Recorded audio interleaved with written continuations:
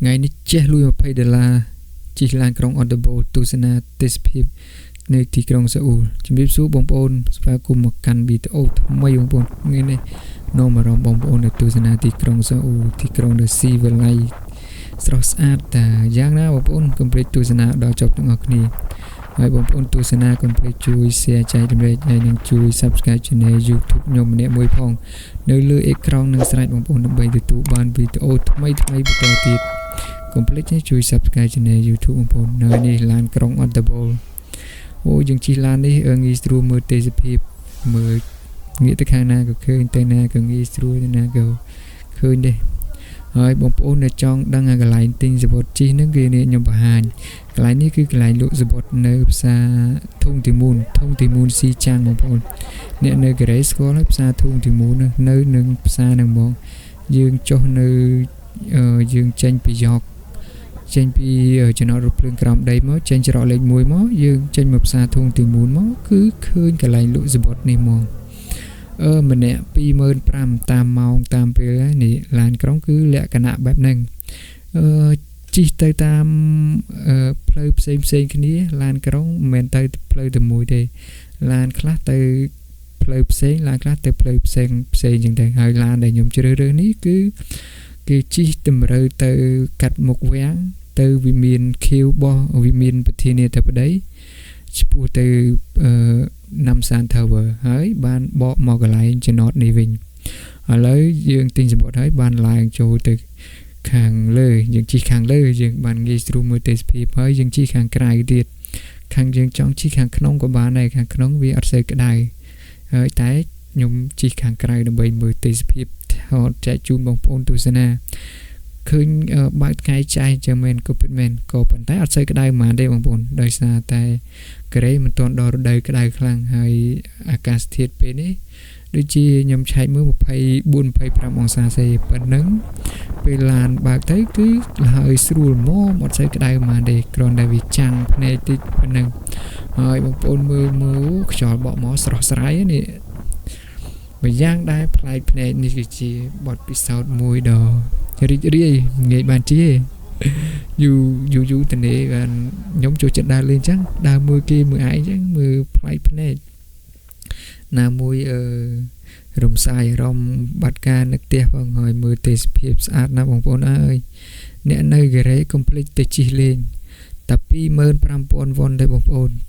មិនថ្លៃទេល្មមហើយមួយឡានជីវផាត់គ្នាផ្លូវធំទូលាយដើមឈើ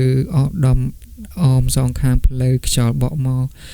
ហើយរំភើបត្រជាក់ស្រួលល្មមហើយណាមួយមិនទាន់ដល់រដូវក្តៅខ្លាំងផងដល់ពេលចឹងហើយអាកាសធាតុប៉ុណ្ណឹងល្មមហើយមួយឡានបើគៀកគ្នាបងប្អូនចិត្តគ្នាហើយនៅកូរ៉េមធ្យោបាយធ្វើដំណើរតាមឡានក្រុងនិងរថភ្លើងពេញនិយមមែនទែនព្រោះអីអស់ថោកណាមួយវាសុវត្ថិភាពផងខ្ញុំចូលចិត្តធ្វើដំណើរតាមរថភ្លើងនិងឡានក្រុងបងប្អូននេះមើលផ្លូវអូយផ្លូវស្រុកគេធំល្វើយហ្មងនេះផ្លូវធំប៉ុណ្ណឹងនៅស្ទះចរាចរណ៍ទៀតហើយការរៀបចំប្រទេសរបស់គេនេះគឺខ្ញុំសរសើរមកស្អាតមែនទែនកូរ៉េគឺដាំដើមឈើអមសងខាងផ្លូវតាមអគារស្នាក់នៅអាផាតមែនដើមឈើលឹងព្រមព្រៀតគេអត់ខ្លាចមានមូសទេបងប្អូនហើយគេដើមឈើនិយាយរួមឲ្យប្រជាជនគេរស់នៅផ្សារភ្ជាប់នឹងធម្មជាតិហ្មងណាដើមឈើដាំអមសងខាងផ្លូវហើយធ្វើសួនកន្លែងហាត់ប្រាណសម្បូរណាស់កូរ៉េនេះហើយមួយឡានក្រុងជីវ័តអាគារនិយាយពីអាគារខ្ពស់មែនតើហ្មងស្លឹមពុចហើយស្អាតណាស់គ្មានសម្រាមទេស្រុកនេះស្អាតមែនតើបងប្អូនមើលពីលើចឹងទៅធម្មតាទេតែខាងក្រោមគឺសិតតែផ្លូវរថភ្លើងណានៅក្រោមដីគឺសិតតែស្ថានីយ៍រថភ្លើងទេខ្វាត់ខ្វែងហ្មងតែយើងមើលទៅធម្មតាអត់មានអីទេតែពេលចុះទៅក្រោមដី30-40 ម៉ែត្រទៅសិតតែផ្លូវរថភ្លើងរត់ខ្វែងខ្វាត់មនុស្សដើរព្រោងព្រាតនៅក្រោមដីនោះមិនធម្មតាទេប្រទេសគេរីកចម្រើនគឺបែបហ្នឹងមែនអូយហើយបងប្អូនទស្សនាកុំភ្លេចជួយ share ចែករំលែកផងបងប្អូនវីដេអូខ្ញុំធ្វើផុសជូនចែកជូនទស្សនាជាបន្តហើយផុសវីដេអូពីមុនក៏មានច្រើនដែរបងប្អូននៅក្នុង YouTube បងប្អូនចូលទៅទស្សនាតែកុំភ្លេចចូលទៅទស្សនា channel YouTube នៅក្នុងនៅលើអេក្រង់នឹងស្រាច់ហើយឡាននេះគឺឆ្ពោះទៅមុខវាំងឆ្ពោះទៅឈីកាត់មុខវាំងហើយទៅវិមានប្រធានាធិបតីហើយកន្លែងនេះគឺកណ្ដាលទីក្រុងសូអ៊ូលតែម្ដងបងប្អូនហើយគឺជាបេះដូងនៃទីក្រុងសូអ៊ូលហ្មងកន្លែងនេះក៏ធ្លាប់ជាកន្លែងដែលជាជុំកូរ៉េធ្វើបាតកម្មធំកន្លងមកដែរកន្លែងនេះពួកឯងធំផ្លូវធំទលាយទុកមនុស្សបានច្រើនហើយបណ្ដុំទៅដោយស្ថានទូតរបស់ប្រទេសមហាអំណាចផងដែរហើយនោះស្ថានទូតរបស់អាមេរិកជំនួសទង់ជាតិបកល្វិចហ្នឹងគឺស្ថានទូតអាមេរិកហើយហ្នឹងធំមែនទែនស្ថានទូតអាមេរិកហើយកន្លែងនេះផ្លូវធំណាស់ចឹងហើយបានកូរ៉េគេយកកន្លែងនេះធ្វើកន្លែងបាតកម្មមកផ្លូវវាធំទលំទលាយហ្មងកន្លែងនេះមនុស្សទៅមកទាំងយប់ទាំងថ្ងៃហើយផ្លូវខាងមុខនោះគឺវាំងរបស់កូរ៉េហើយអ្នកដែលមកពីខ្មែរគឺគេមកលេងវាំងហ្នឹងហើយតិចយើងធ្វើដំណើរទៅដល់ហើយយើងស្ពុះទៅវិមានប្រធានាធិបតីរបស់កូរ៉េនៅអាមេរិកមានសេតវិមាននៅកូរ៉េមានវិមានបៃតងតែពណ៌ខៀវវិមានរបស់ប្រធានាធិបតីរបស់កូរ៉េដែលគេស្នាក់នៅនឹងធ្វើការហើយនោះវាំងរបស់កូរ៉េវាំងដែលធំជាងគេនៅកូរ៉េគឺវាំងនេះឯងបងប្អូនចូលទៅក្នុងទៅធំណាស់ចាំថ្ងៃក្រោយខ្ញុំចូលថតខាងក្នុងឲ្យបងប្អូនទស្សនា complete ជួយ follow page ហើយនិងជួយ subscribe channel YouTube ទៅដើម្បីទទួលបានវីដេអូក្រោយៗទៀតខ្ញុំថតវាំងនឹងចែកជូនបងប្អូនទស្សនាតាមពិតវាំងនឹងខ្ញុំធ្លាប់ចូល3ដងហើយចូលដើរលេងតែដើម្បីថតជូនបងប្អូនចាំចូលម្ដងទៀតហើយនោះវិមានខៀវបងប្អូនមើលទៅនោះវិមានខៀវហ្នឹងកន្លែងប្រធានាធិបតីស្នាក់នៅរបស់ប្រធានាធិបតីកូរ៉េស្នាក់នៅគឺនៅកន្លែងហ្នឹងឯងស្នាក់នៅកន្លែងហ្នឹងធ្វើការកន្លែងហ្នឹងនេះគឺចឹងហើយបានកន្លែងនេះគេថាកណ្ដាលទីក្រុងមកបេះដូងនៃប្រទេសកូរ៉េបងប្អូនប្រទេសកូរ៉េទីក្រុងសូអ៊ូលនៅមិនឆ្ងាយពីព្រំដែនរបស់កូរ៉េខាងជើងប៉ុន្មានទេបើគិតជារយៈចម្ងាយទៅប្រហែលមិនដល់50គីឡូម៉ែត្រផងពីទីក្រុងសូអ៊ូលណាចឹងហើយកន្លងមកកូរ៉េធ្លាប់ចង់បដូររាជធានីទៅតំបន់សេជុងវិញក៏ប៉ុន្តែការបដូររាជធានីមិនមែនជាការងាយស្រួលដូច្នេះហើយគឺនៅរក្សារាជធានីគឺនៅទុកនៅសេអ៊ូលនេះដោះដែរគឺមិនបដូរទេដោយសារការបដូររាជធានីមិនមែនជាការងាយស្រួលណាបងប្អូនហើយនេះពេលនេះអត់សូវស្ទះទេដោយសារពេលថ្ងៃពេលល្ងាចបានស្ទះខ្លាំងទោះបីផ្លូវធំទលាយយ៉ាងណាក៏នៅតែស្ទះដែរអូយសក់កកអត់ហើយមើលនៅស្ថានទូតអាមេរិកនៅចិត្តនេះបណ្ដុំដោយស្ថានទូតរបស់មហាអំណាចធំជាអាមេរិកបារាំងអង់គ្លេសរុស្ស៊ីចិននេះជាដើមនៅចិត្តហ្នឹងបងប្អូនស្ថានទូតនេះឆាក concert ឆាកប្រគំតន្ត្រី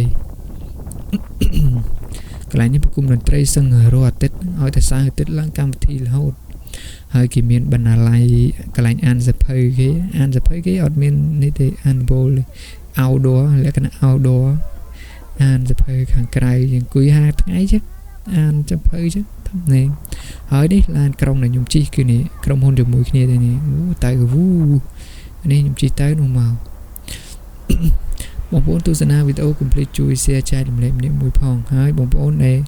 នៅកូរ៉េដែលមានបំណងចង់ជិះឡានក្រុង Audible នេះដើម្បីទស្សនាទេសភាពទីក្រុងសូអ៊ូលបងប្អូនអាចមកជិះបាននៅធុងទីមូនហ្នឹងអត់ពិបាករកទេដើរជុំវិញផ្សារធុងទីមូនទៅឃើញកន្លែងគេលក់សពតដែរហើយបញ្ជាក់ឡានក្រុងនេះមិនមែនរត់ទៅមកផ្លោះនេះទេមានរត់ទៅមកខ្សែនេះទេគឺមានរត់ទៅខាងទលេហាន់ខាងមានទៅខាងហ្នឹងក៏រត់ទៅច្រកផ្សេងក៏រត់សំខាន់បងប្អូនជ្រើសរើសរកយកខ្សែណាយើងរើសយកទៅខាងទលេហាន់ខាងយើងជិះទៅខាងហ្នឹងទៅយើងជិះមកខាងវាំងនេះយើងយកមកខាងនេះទៅស្រេចតែយើងរើសទេហើយនេះខ្ញុំឆ្ពោះទៅនេះទៅNamsan Towerក៏ល្បីដែរកន្លែងនេះគេចាក់សោបងប្អូននៅកូរ៉េគឺស្គាល់នៅកន្លែងគេចាក់សោកន្លែងទៅផ្សារមញងតុងទៅNamsan Tower ទៅ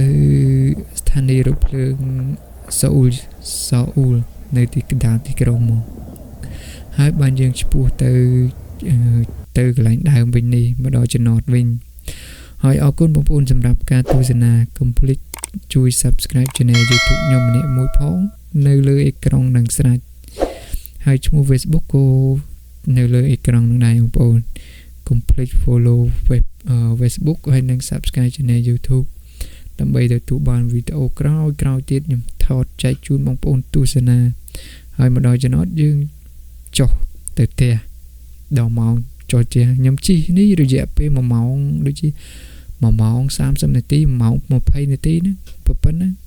មិនយូរប៉ុន្មានទេប៉ុណ្ណឹងល្មមជួបគ្នានៅវីដេអូក្រោយអរគុណបងប្អូនសម្រាប់ការទស្សនាវីដេអូកុំភ្លេចជួបគ្នានៅវីដេអូក្រោយទៀតបាយបាយ